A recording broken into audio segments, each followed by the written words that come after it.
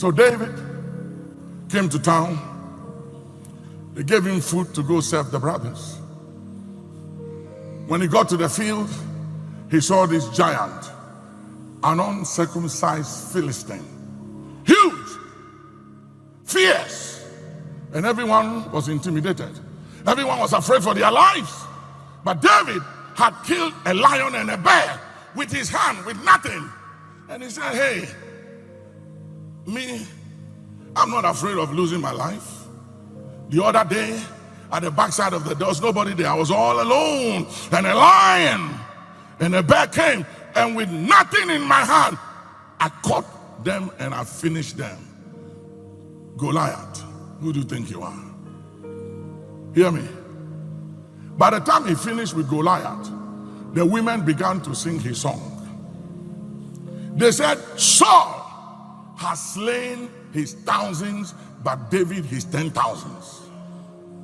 When Saul heard that, then the people around him began to say, Your Excellency, the guy is taking your glory. Your Excellency, if you don't finish this guy, next election you won't have it.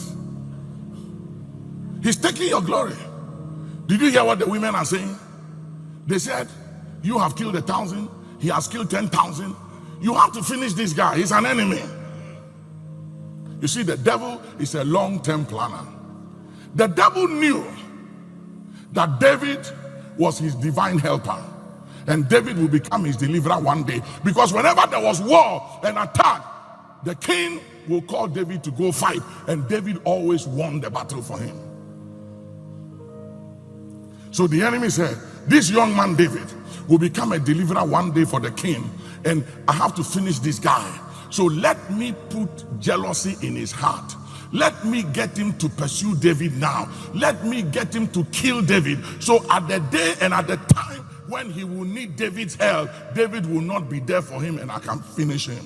He's a long-term planner. So watch this. If you are clapping, go ahead and clap.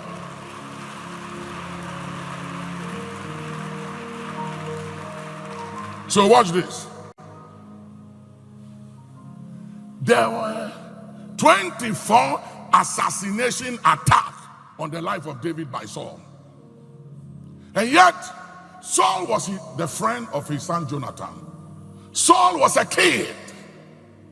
And instead of him to be a father, to father this young man, he opened himself up to the spirit of jealousy to enter him. And as I said, jealousy will never rest till he spills blood. He started having all kinds of ideas about David, became petty, and tried everything, set his eye on David to assassinate the young man.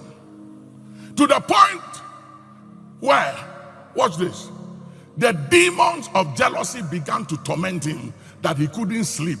He was so tormented and harassed by these demons that he took the same David he wanted to kill to come and play and sing for him, for the demons to leave him alone.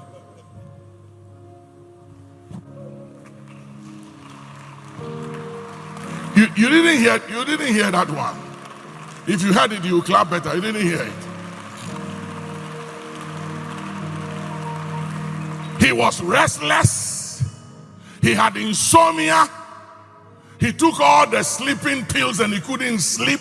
He was sweating in winter and in snow, tortured, emotionally, mentally harassed because of jealousy.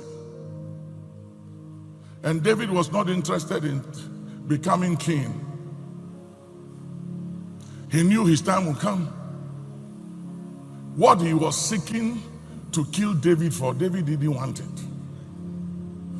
David was just happy fighting and killing the Philistines and killing Goliath and killing a lion and a bear for his country and for his king.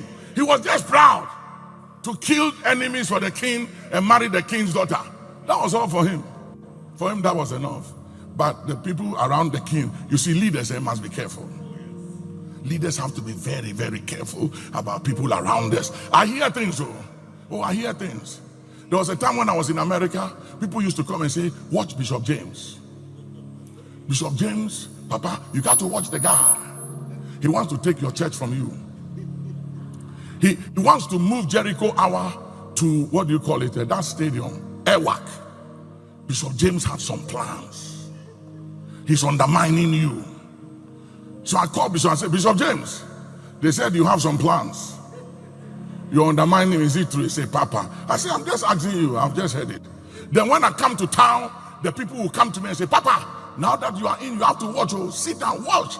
Bishop James is a very dangerous man. Oh. I said, okay. So I will call them and I'll call Bishop James. And I said, Bishop James, Pastor so and so said you are dangerous. Pastor, you said Bishop James is undermining me.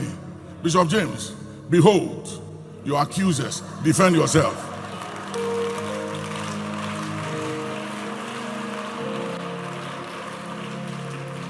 If you know the things I hear, I hear things, and I know things. I'm telling you. Sometimes people look at me and they think I'm naive. They think I don't see. They think I don't hear. I hear a lot and I see a lot. But I've also learned that things I hear and things I see most times are not things I should do anything about. Nothing. It's just good to know the awareness is enough. I don't have to say anything. You know, years ago, I was in London and Bishop James was the resident pastor at my father's house. So he preached a message. And there was something about the message I didn't like.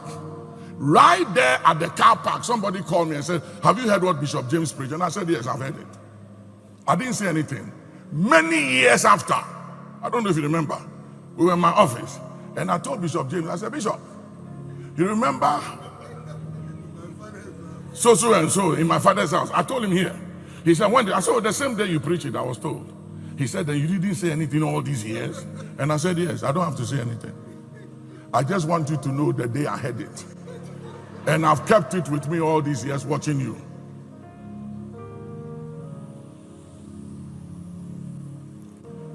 As a leader, you hear things.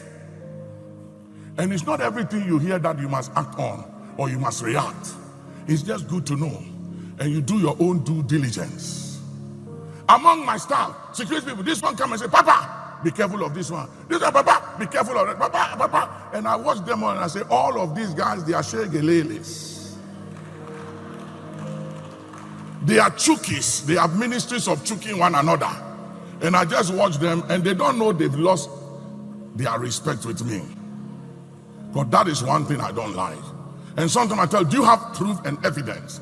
If you have proof and evidence, bring it. I'll look into it. And then sometimes I realize that they have issues with that person and they don't know how to fight the person. So they come and hide behind him, choking the person to me to deploy my power to destroy the person. And I say, I don't work for anybody but God.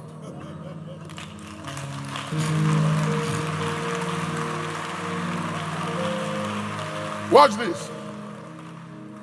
So Saul went after David to the point where David had to run away for his life and stay away from Saul.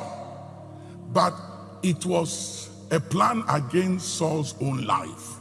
The young man he pursued to kill and to assassinate was his deliverance, his deliverer, and his divine helper. And there came a day where Saul had to go to war. He had to go to battle with his son Jonathan. And David was in there. David was needed, and I'm telling you, if David was at that battle, Saul wouldn't have died prematurely. Jonathan wouldn't have died. But the devil is a long-time planner. He planned the thing to make sure that on that day, for that particular battle, which was very critical in the life of Saul, where he would need David, David will not be there. And he used Saul himself to self-destruct and self-sabotage.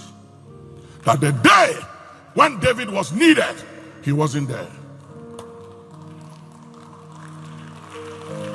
I pray for you. I pray for you that you will not kill your divine helpers. That you will not spill the blood of your deliverer.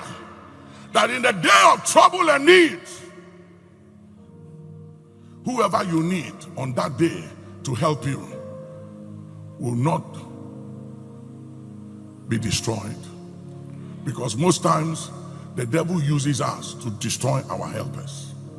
So when you need them, you see, this enemy we are dealing with, he's smart. When I hear people underestimating the devil's intelligence, I have no respect for you. The Bible calls him the old serpent. He's older than you.